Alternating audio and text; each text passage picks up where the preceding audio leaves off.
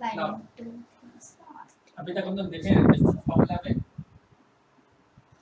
AB का अगर coordinates दिया हुआ हो, say AB is x1 y1 and B is x2 y2, okay? Then AB distance हम लोग इस तरह से निकाल सकते हैं, okay? Now, suppose in between A and B on the line AB कहीं पे कोई point है P, okay, which is dividing AB in a particular ratio. Let's say that ratio is m:n. Okay, तो P point है, it is cutting AB or it is making a section. Lab में किया है ना, section, cross section, longitudinal section. ये है क्या कुछ ऐसा? बायोलॉजी में कुछ भी नहीं किया क्या ऐसा? बायोलॉजी में खाली मिस दिखाती है हमारे Anyway, section करना मतलब कट करना, right? So point P is making a cut on AB in the ratio m:n. Okay.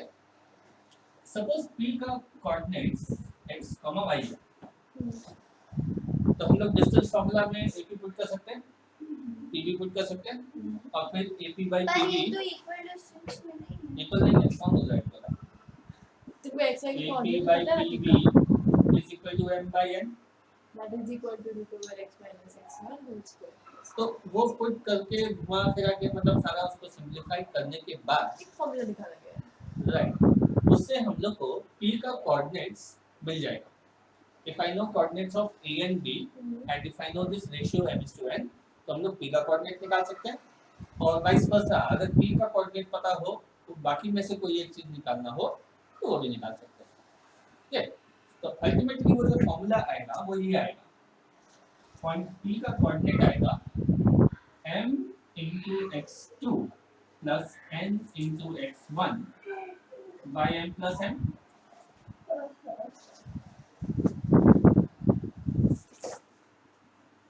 And x2 and x1 by Okay. क्या है? M जो भी रेशियो है that is multiplied by the opposite coordinate, n multiplied by the opposite coordinate divided by m plus n. और यहाँ पर ये comma ही होगा बीच में, हाँ? कोई ऑपरेशन प्लस माइनस उसको कॉमा क्यों? ये क्या है? P का कोऑर्डिनेट है. ओ अच्छा, X, तो x comma, comma y. y. अच्छा अच्छा. ओके, ये कॉमा है. ओके, तो बेसिकली देखो फॉर्मूला सेम ही है, एक बार x कोऑर्डिनेट के लिए अप्लाई कर रहे हैं, एक बार y कोऑर्डिनेट के लिए अप्लाई कर रहे हैं, और लॉजिक तो इसका अगर वो यही खाली है. x कोऑर्डिनेट निकाले पड़े तो हम एक यूज कर सकते हैं। हाँ, लेकिन खाली x कोऑर्डिनेट के लिए क्यों बोलेंगे? y दिया करेक्ट, y दिया हुआ हो सकता है. ओके, तो इस तरह से जो भी रेशियो है वो उसका ऑपोजिट कोऑर्डिनेट से मल्टीप्लाई होगा, n x2 से होगा, n x1 से होगा by m plus n. Sorry sir ये क्या नहीं रहा था।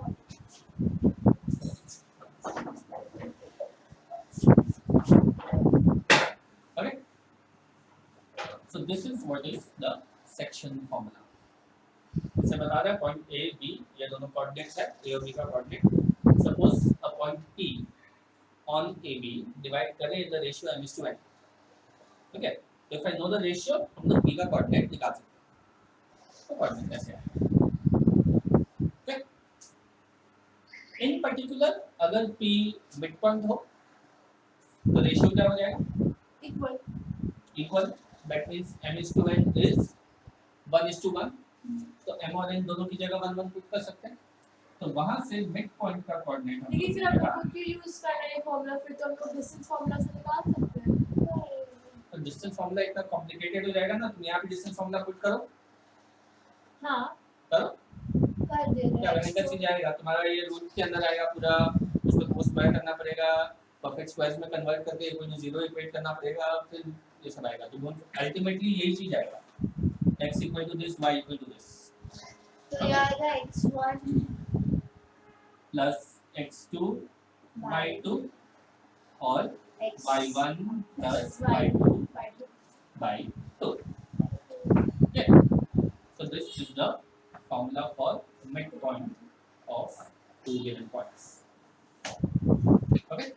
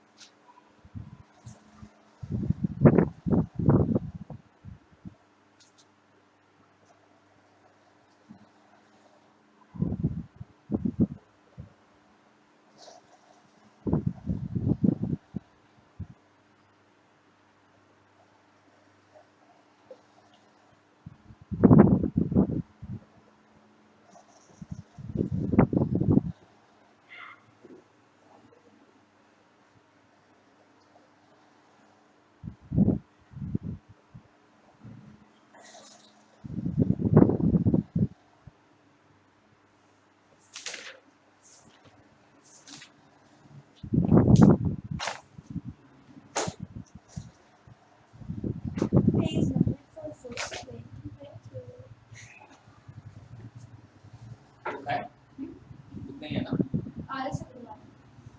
हमें लग रहा है सामने आ जाओ।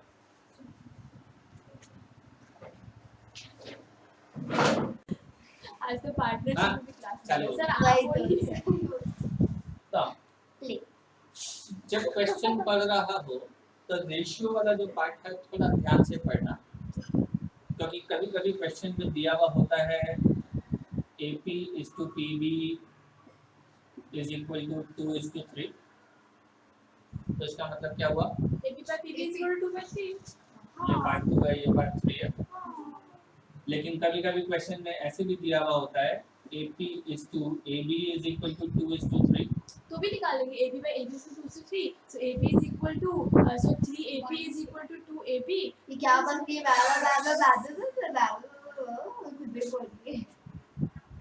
बस हम बोल दिए जब बोला था एंड। पर इस केस में सिचुएशन क्या हुआ कि AP 2 पार्ट्स है, AB 3 पार्ट्स है, लेकिन ये तो बोलना होगा तो ना PB उसको। कितना पार्ट हुआ? सर ये क्वेश्चन में मेंशन होगा ना कि AB के बीच में है, तभी तो ये हाँ हाँ, P lies on AB, okay ठीक है, 3 minus 2 करेंगे तो PB जो है वो 1 पार्ट हो जाएगा। In this case ratio M:2N होगा। ऐसे करते हैं ना sir, AP by AB is equal to 2 by 3, तो AP 3AP is equal to 2AB, तो 3AP is equal तुम to इतना बुद्धि नहीं लगा के बोलना, मैंने डायरेक्ट पूरा बोला तो AP plus तुम एग्जाम में इतना टाइम वेस्ट करेगा क्या, जरा बताओ। हाँ ये करने रेडी है। मैं ऐसे ही करता है, चलो माइनस करते हैं। AB equal to 3x, AP equal to 2x, so PB equal to x, the ratio is 1:3। इसमें तो वो इतना x वगैरह लिख के दिखाने का भी जरूरत नहीं होगा, ये रेशियो का चैप्टर नहीं है, रेशियो का टेस्ट नहीं हो रहा है, कोऑर्डिनेट ज्योमेट्री का टेस्ट हो रहा है। ओके, तो तुम सीधा सीधा कैच का बात ये है कि ये एग्जाम में ये चीज ध्यान से पढ़ना कि क्या रेशियो दिया हुआ है।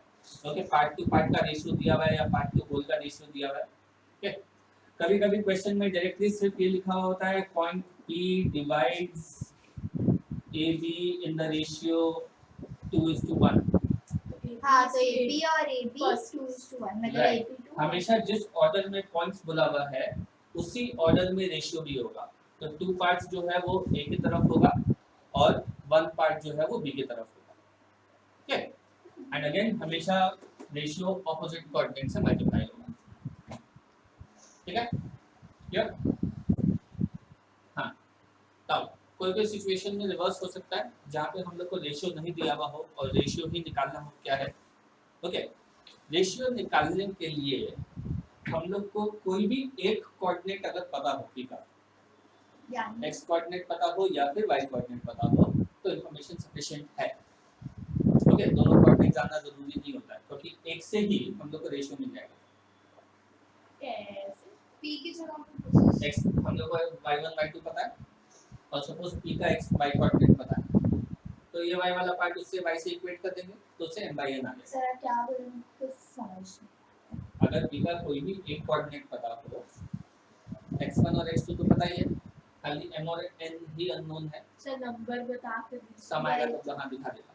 तो पॉइंट इज कि उस कोऑर्डिनेट को इक्वेट तो करके हम लोग को रेशियो मिल जाएगा। x2 x1 भी पता है, हाँ, x2 x1 हाँ, पता है, y1 y1 पता A है, और B का कोऑर्डिनेट पता है, P P का इन दोनों में से कोई भी एक कोऑर्डिनेट पता हो तो हम लोग m/n निकाल सकते हैं। और उस तरह का सम में इजी करने के लिए m और n तो ऐसे तो दो अननोन क्वांटिटी हो गया, लेकिन उस सम को इजी करने के लिए हम लोग रेशियो k:1 कंसीडर कर लेते हैं।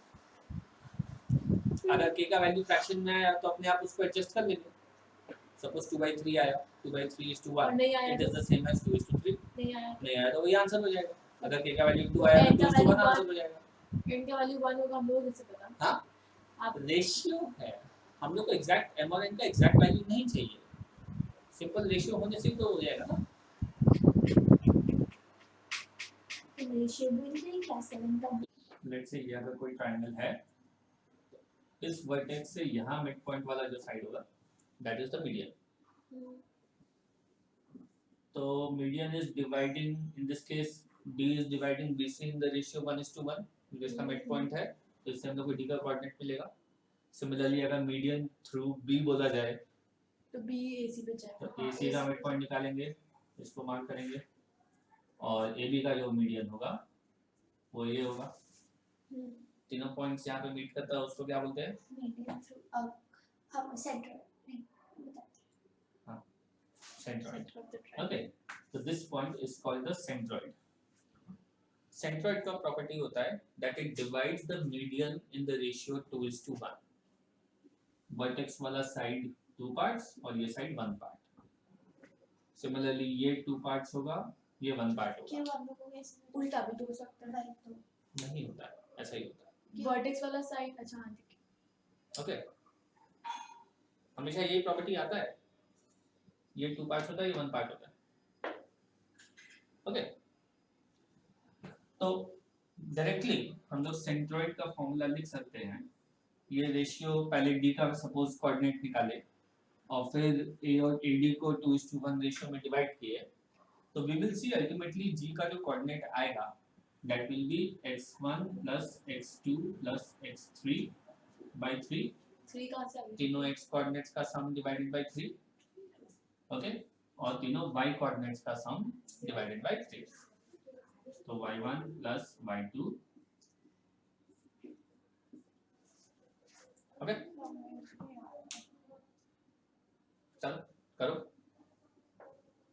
अगर इन जनरल किसी ट्रायंगल का हम लोग को सिर्फ 3 कोऑर्डिनेट्स दिया हुआ है, उल्टा ट्रायंगल ओके, क्या पता है ग्राफ पे है। तो कौन सा साइड बेस है परपेंडिकुलर है आइडेंटिफाई नहीं किया जा सकता, राइट? किसी को भी बेस किसी को भी हाइपोटेन्यूज ऐसे कंसीडर कर सकते हैं। तो यहाँ पे एरिया निकालने के लिए व्हाट वी डू इज इसको इस तरह से 3 ट्रेपेजियम्स में ब्रेक करते हैं। ओके, ये ट्रेपेजियम ये कैसे वाला? बन रहा है सर? हाँ वही तो ये देखो, ये दोनों लाइट्स पैरेलल है हाँ और ये दोनों ऑपोजिट साइड्स हो गया, हाँ तो ये एक ट्रेपेजियम बना। हाँ।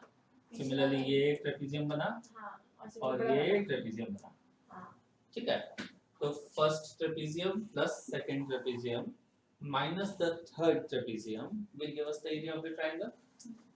ओके, तो उसको पुट करके एरिया ऑफ ट्रायंगल का फॉर्मूला आता है व्हिच इज ये formula half of x1 into y2 minus y3। ठीक है। फर्स्ट का x कोऑर्डिनेट, सेकंड का y कोऑर्डिनेट्स का difference plus x2 by y3 minus y1 plus x3 y1 minus y2। और मॉड में इसलिए क्योंकि एरिया है तो पॉजिटिव वैल्यू भी कंसीडर करेंगे। ओके, तो देखो फॉर्मूला का एकदम सीधा सीधा पैटर्न है। 1 2 3 वो रोटेशन से खाली चेंज हो रहा है। ओके, एक साइकिल में बस, राइट? 1 2 3 2 3 1 3 1 2। हाँ वो एक ऐसे सर्कल में सर्कल बना के याद होता है तो वैसे कर दो, ऐसे डायरेक्टली याद होता है तो वैसे कर दो। पूरे कोऑर्डिनेट में नहीं समझते। ओके, और यहाँ पे x और y तुम किसको कंसीडर कर रहे हो, अगर उल्टा भी लिख दो तो भी फॉर्मूला सही रहेगा। यहाँ पे y1 into x2 minus x3 plus y2 into ये करो तो भी आंसर वही आएगा। Suppose x1 into difference of y करने के बजाय y1 into difference of x कर दो तो ठीक है देखिए तो भी सही है। वो 2 और 3 होना चाहिए। हाँ, तो अल्टीमेटली मॉड ले रहे हैं तो वो सेम हो जाता है सारा। ओके, ठीक है, तो इसको यूज करके हम लोग एरिया ऑफ ट्रायंगल निकाल सकते हैं। अगर कोई क्वाड्रिलैटरल हो, जनरल क्वाड्रिलैटरल कोई भी, तो उसका भी एरिया निकाल सकते हैं, उसको 2 ट्रायंगल्स में ब्रेक करके। ओके, तो लेट्स से अगर इस तरह का कोई भी कोऑर्डिनेट है आ जाएगा। तो a b c d, तो किसी को भी तुम ऐसे मार्क करके कोई भी एक डायगोनल बना के एरिया ऑफ ट्रायंगल abc निकाले, एरिया ऑफ ट्रायंगल adc निकाले और दोनों को ऐड कर देंगे। लेकिन एक तो हम लोग का वो आ जाएगा ना x4 और y4। हाँ, तो x4 y4 क्यों आएगा, हम लोग इस ट्रायंगल में कर रहे हैं हाँ ठीक तो है। x1 y1 x2 y2 x3 y3 consider कर रहे हैं, तो इसमें फिर इसको x2 y2 इसको x3 y3 ऐसे कंसीडर करेंगे। ओके, तो दोनों का एरिया निकाल के ऐड कर देंगे। ध्यान यही रहे कि अगेन जो डायगोनल तुम बाइसेक्ट बना रहा है उसके ऑपोजिट का दोनों ट्रायंगल्स ऐड कर दो। फिर से तुम ABC निकाला और फिर BCD निकाल के ऐड कर दिया तो रॉन्ग हो जाएगा।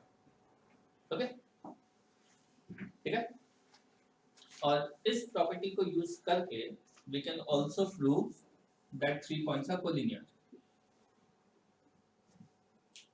अगर collinear बन रहा है तो एरिया ऑफ ट्रायंगल क्या होगा? यहाँ पे ट्रायंगल बन रहा है नहीं तो उसका एरिया हो जाएगा 0. ओके, तो इससे straight forward condition of collinearity आता है कि ये अंदर वाला part should be equal to 0. बाहर वाला Okay. 0 कर देते हैं, फायदा क्या है इसको हाफ करके. तो collinear if x1 y2 minus y3 plus x2